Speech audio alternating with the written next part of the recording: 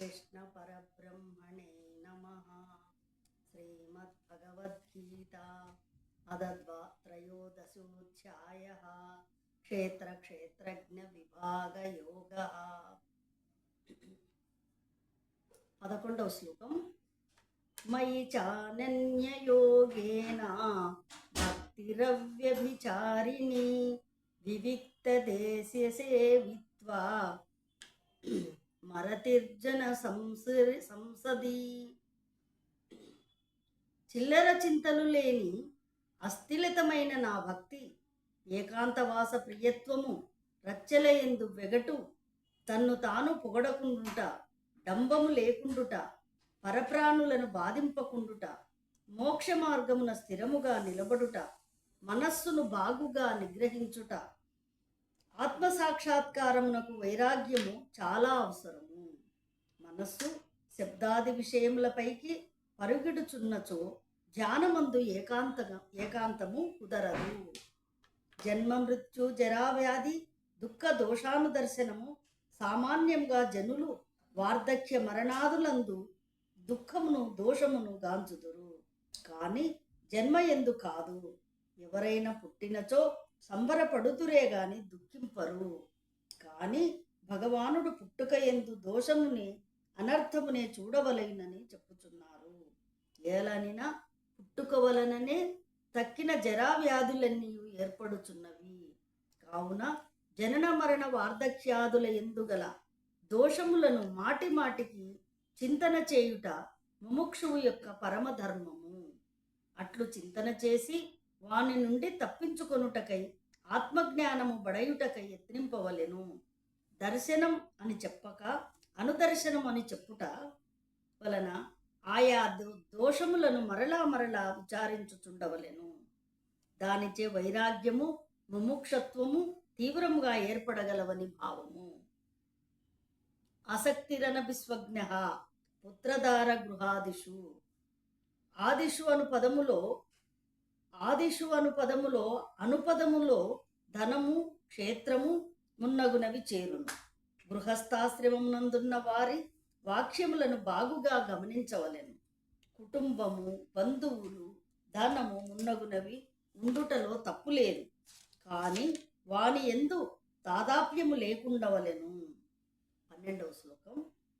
ఆధ్యాత్మ జ్ఞాన నిత్యత్వం తత్వజ్ఞానార్థ దర్శనం ఏతజ్ఞానమితి ప్రోక్త మజ్ఞాన యదతోన్యథా. నిరంతర ఆత్మజిజ్ఞాస తత్వపదార్థ శోధనము ఇంత మటుకు జ్ఞానము అని చెప్పబడును. ఇందుకు వ్యతిరేకమైనదంతయు అజ్ఞానము. నిత్యంచ సమచిత్తత్వ తత్వం. ఇష్టానిష్టములందు సమత్వ బుద్ధి ఎప్పుడో ఒకప్పుడు కాదు, ఎల్లప్పుడూ ఉండవలెను. అనన్యయోగేన దైవము తప్ప ఇతరములకు దృశ్య వస్తువులను గూర్చిన సంకల్పములేవియు మనస్సునకు రానీయకుండుటయే అనన్యయోగము. భక్తి యోగము గాని ధ్యాన యోగము గాని ఏ యోగము గాని అనన్యముతో చేరినప్పుడే శక్తివంతము కాగలదు. భక్తి రవ్యభిచారిణి. భక్తి చంచలముగా ఉండరాదు. అచంచలమైన భక్తినే ఆశ్రయించవలెను.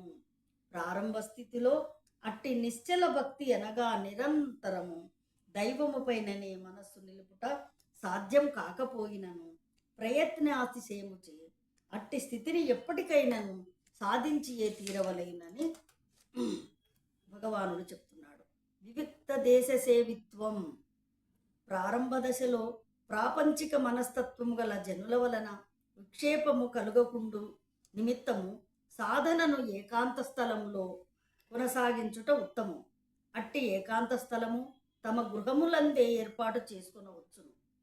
ఒక ప్రత్యేకమైన గదిని ధ్యానాదులకై వినియోగించుకోవచ్చును. అరతిర్జన సంసది. మొదట దుర్జన సాంగత్యమును వదలి సత్సాంగత్యమును సత్పురుషుల యొక్క సహవాసము ఆశ్రయించి సద్బోధనలను బడసి ఆ బోధనలను హృదయంగను మునర్చుకొనుటకై పూర్ణముగా అనుష్ఠించుట కొరకై జనసమ్మర్థము లేని ఏకాంత స్థలమున సాధన చేయవలేను అని ఏ భావం. అంతేకాని సత్సావాసము ఉండకూడదని కాదు. 13వ శ్లోకం. జ్ఞేయం యత్ ప్రవక్ష్యామి యజ్ఞత్వామృతమశ్నుతే అనాదిమత్పరం బ్రహ్మ నిసత్తన్నాదుచ్యతే. దేనిని తెలిసి మోక్షమును పొందుదురో అట్టి తెలియదగిన జ్ఞేయ వస్తువును చెప్పుతున్నాను. అది పరబ్రహ్మము. దానికి ఆది లేదు. సత్తు అని గాని అసత్ అని గాని దానిని చెప్ప వీలు లేదు. జ్ఞానమాత్రంతో సంతృప్తి నొందక జ్ఞేయమును కూడా ప్రతివారును తప్పక పొంది తీరవలేము. మొదట దుర్గుణములను పోగొట్టుకొని సద్గుణములను అలవాటు చేసుకొనవలెను. తదుపరి సద్గుణములను కూడా దాటి నిర్గుణ పరమాత్మ సన్నిధికి చేరవలెను. అది ఒక్కటే పూర్ణ స్థితి. తక్కినవన్నీ అపూర్ణ స్థితులే అగును. ఇట్టి జ్ఞేయతత్వమును బోధించు మతములు చాలా అరుదు. ఏలానినా లోకములో మతములలో అనేకములు సద్గుణములను మాత్రమే బోధించినవే అయి ఉన్నవి. అట్టి స్థితి మంచిదే కానీ చాలదు. సాధకుడు సద్గుణ ప్రభావముచే విశుద్ధాంతరంగుడై అంతటితో తృప్తి నొందక ఇంకనూ పైకి పోయి కేవలము జ్ఞేయ వస్తువగు పరమాత్మతోటి తాదాప్యమును పొందవలెను. అది ఏ జీవుని చరమస్థితి. అట్టి చరమస్థితిని చేరు వరకును సాధన ఎవరును వదలరాదు.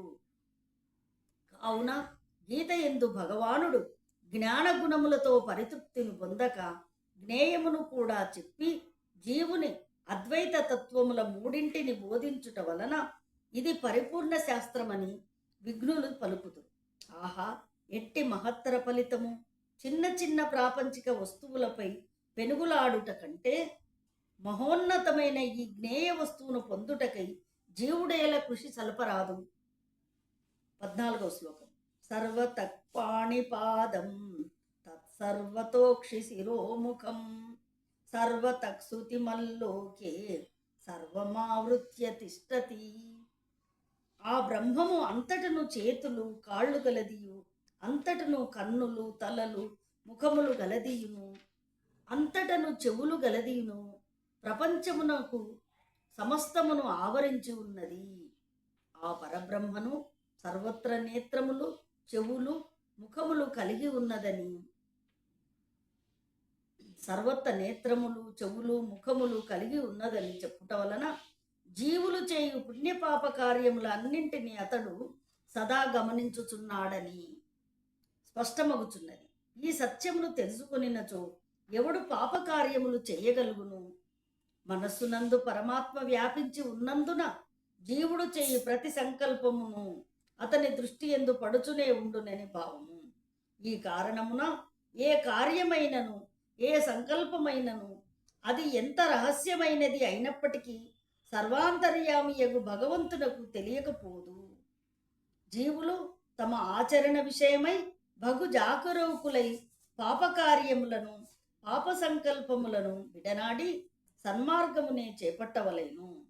దేవుడెచ్చట ఉన్నాడు అనే ప్రశ్నకు ఇచ్చట సమాధానం సర్వత్ర వ్యాపించి ఉన్నాడని సమాధానము సంగబడెను.